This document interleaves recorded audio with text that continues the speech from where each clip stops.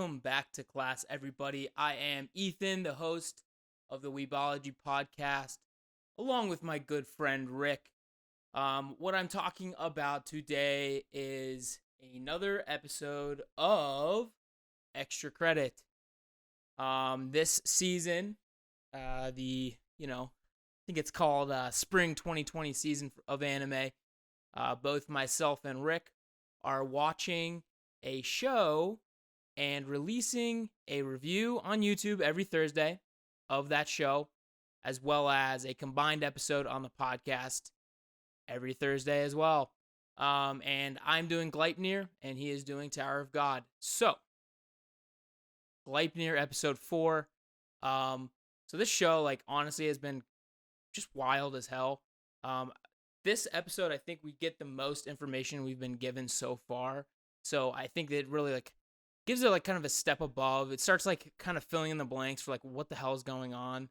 I know for the first 3 episodes, I definitely mentioned the alien guy, my suspicion that he was an alien based on what he said in episode 3 of oh, the humans are so resourceful, or I need more humans to find my stuff and stuff like that, right? So I knew from the start that there was something wonky about this, yellow, blonde-haired guy in the vending machine. But so basically, I'll get into that a little bit later. But the main, I guess, impetus for meeting that guy in this episode was when Claire's sister Elena actually rips Shuichi's head off when he's in dog form. Because she had heard that there was that girl inside of him, right? And she's like, that's where I belong. That's my guy, right? And so she rips off Shuichi's dog head in the mascot, monster form, and he basically instantly goes quiet, and then Claire starts freaking out, and she starts talking to Elena. She's like, "Yo, what the fudge," right? And this was weird because you finally get this interaction between Elena and Claire that I think we've been craving since the beginning. And we finally figure out, from Claire, at least to this point, from what she's been telling us, it kind of seems like their family was all happy and all this stuff before Elena killed their parents. And then, now she's in this, terrible place, right? Well, apparently, Claire was obviously the younger sister of Elena, and she was always protecting Elena and stuff like this, apparently. And now Elena says, "Well, now I'm the one that gets to protect you. You always said you wanted to kill our parents, so I did it for you." And so, that was pretty serious because I think we know that Claire's a psycho for sure. But I'm wondering whether she was serious about it, or whether it was when your parents would piss you off or something as a kid, and you're like, "Oh, I hate you," that kind of stuff, right? Or you tell your sibling, "Oh, I'm gonna kill him. What a jerk," that kind of thing. So I kind of wonder, whether it was she took that a little too far, or if Claire legitimately does hate their parents, and I don't know. I would like to get a little bit more backstory from that perspective, because this was a legitimate bombshell that Elena dropped on us in this episode. But from there, she walks away essentially and leaves Claire there. And Claire's like, "Well, I told you, Shuichi, if you go down, I'm going down with you, right?" So she pulls out the gun on the hip of the mascot uniform, and she's about to pull the trigger, and Shuichi kind of comes back into consciousness. Obviously, he's decapitated at this point, and he says "Yo, don't die, don't throw it all away," kind of thing. And Elena actually, before she leaves, gives him a coin and tells him where to go to meet the blonde alien guy at the vending machine. So that's kind of the main, I guess, early part of the episode. And then the second part is really all the interactions with the alien guy at the I think it was a broken down motel or something like that, or deserted motel with this this vending machine. So they go over there, and the guy's kind of explains what the coins are. He explains what the hell he is, and then kind of what this whole situation is. So they're apparently, him and his kind are this amorphous it kind of sounded like he was talking like all of the aliens were like a gaseous form almost. He like basically said they don't have solid forms, and he basically says, you know, we have like crazy powers and we can do whatever we want and stuff like that. And they apparently were traveling from one location to another, and their ship crash lands on Earth. And to travel, they basically condense down into these little coins, and then that's kind of like how they were traveling. Like they would, have a bunch of coins in a ship, and then one guy flying it. Like his story was a little bit wonky, and like I think for sure was a straight up lie. But he basically said the ship crash landed, and now all these coins spread everywhere, and so he's equipping people that find coins with special powers to become gatherers to find all of his, brethren and shit like that. And basically, those drinks that he gets out of the machine are the ability to like give someone a power. And he says that the power basically comes down to like the desire of the person that's drinking the medicine, whatever you want to call it, and that's how it kind of dictates what your ability is. Now, this kind of makes sense from what we know. Like the track star lady or girl, she was worried about her legs getting weaker and like her athletic ability kind of going out the window. And then, she takes a medicine, and now she's like, a freaking god when it comes to running and, power and stuff like that. So that's kind of like, you know, makes a good case for saying that he did tell the truth on that portion at least. And then kind of from there, I'm not really sure what I kind of gather from him. Like obviously I think it's complete bullshit that he's claiming they're aliens, and then his friends are in the coins, and he's gathering them back just because he needs to find his friends. I don't find that very compelling. I don't. Well, not, it is compelling, but I just don't believe that that's the case, because he does start talking a little bit like maniacally. He talks like, what if you could become a giant monster so powerful that you can destroy the whole world by yourself? Or he basically like alludes to kaiju and stuff like that, like big ass monsters. And he says, what if you could do this, right? Wouldn't you? And so I think it's kind of like an interesting scenario. He's kind of preying on like potentially like the fantasies of the humans and stuff like that.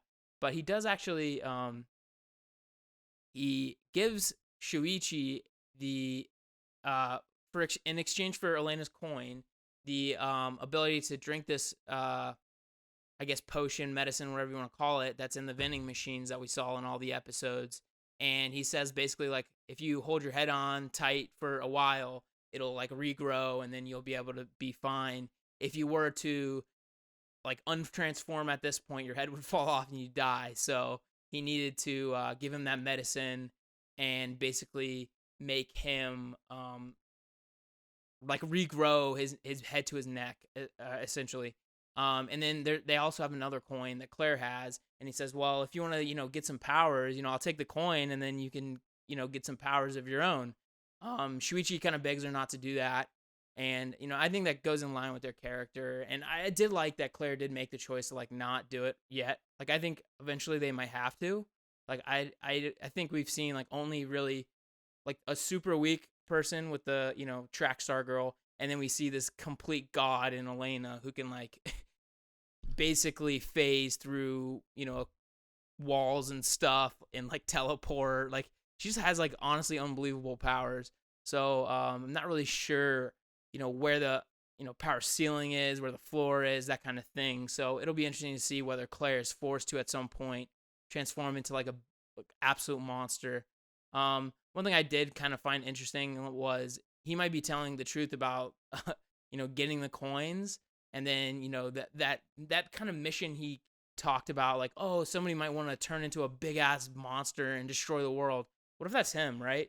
And he gathers all these coins back, and he's able to kind of like condense, like even if those coins are aliens, maybe he's able to like condense those aliens and feed off their power, and then become this like insane monster, and like that's his goal, right?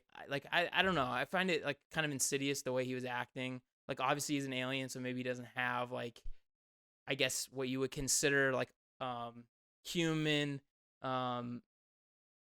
definitely not morality, but like human emotions and interactions with people, right? Like he was just like very weird and aloof. Um, and he basically has the ability to transform into like any DNA that he wants. So like he asked her for, he asked Claire for a pube. She says no, and he takes her hair and eats it, and then basically transforms exactly into her, but like a perfect version of her. So like, you could see like very clearly she didn't. His version of her didn't have freckles. And from there, I didn't really like. Other than that, I didn't see like a whole lot of difference between the two of them. But I think like what he's trying to show them is like if you take my potion or my medicine, you do what I ask you to do, you can become the perfect version of yourself, or you can basically capture any dream you've ever had and make it a reality kind of situation.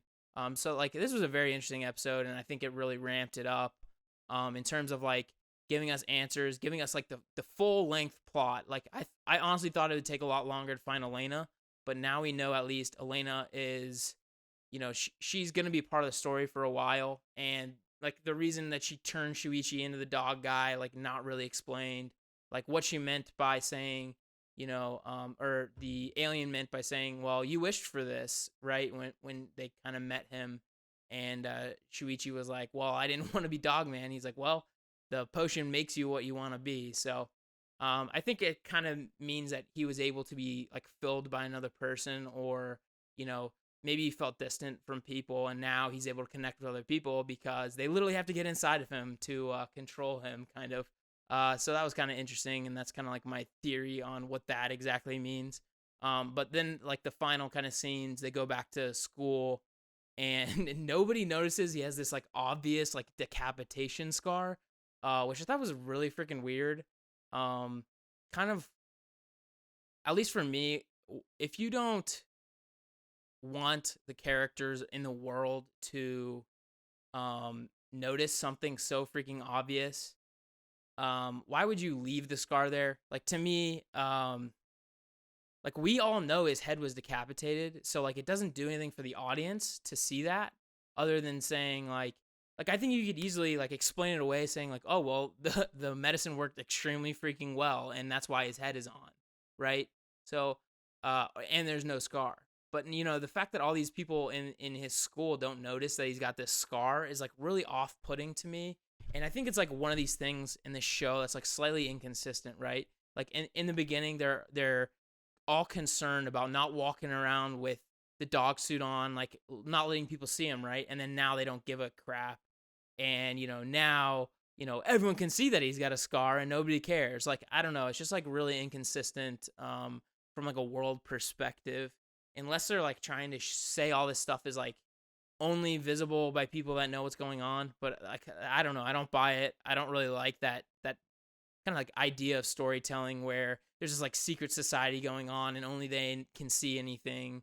Like I think I don't know, I just felt like it was a little cheap and a little wacky, because it's clear to see like they made the actual like intent to put that decapitation mark on his neck. So for me it doesn't make a whole lot of sense to keep including that if you don't want other people to notice it and start asking about it and be like, yo, what the hell's up with you, Shuichi? That kind of thing. So, but I mean, in general, this episode was really baller. I'd say probably like a 9 out of 10.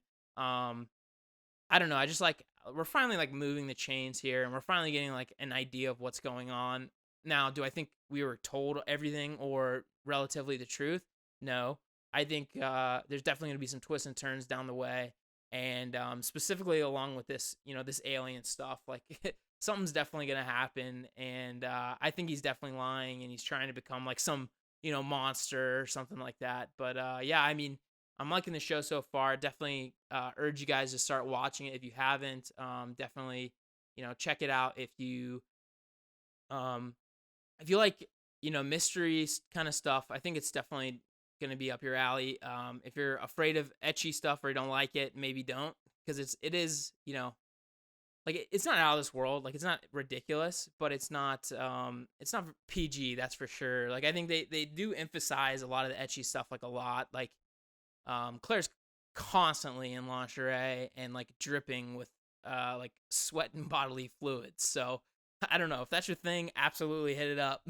If it's not, I don't know. You could skip it, but I say the story is pretty strong so far, at least from like a mystery perspective. So I kind of hate for you guys not to watch it. So definitely, you got this Weebologist suggestion to go watch it. But yeah, I just wanted to, throw down some thoughts on episode 4, and I'll be back next week for episode 5. And definitely check out our podcast if you're interested. And yeah, so please like, comment, and subscribe. Hit that little bell notification button if you want to be notified anytime we drop a video. We got podcasts, we got specific episode reviews like this, and then we're trying to do a couple more things on there, which I think will be a lot of fun. And we got something special next week on for our Thursday YouTube episode. So hopefully everything goes to plan, and I hope you guys are being safe out there. So yeah, I just want to say stay safe, wash your hands, and I will see you on the next one. Peace.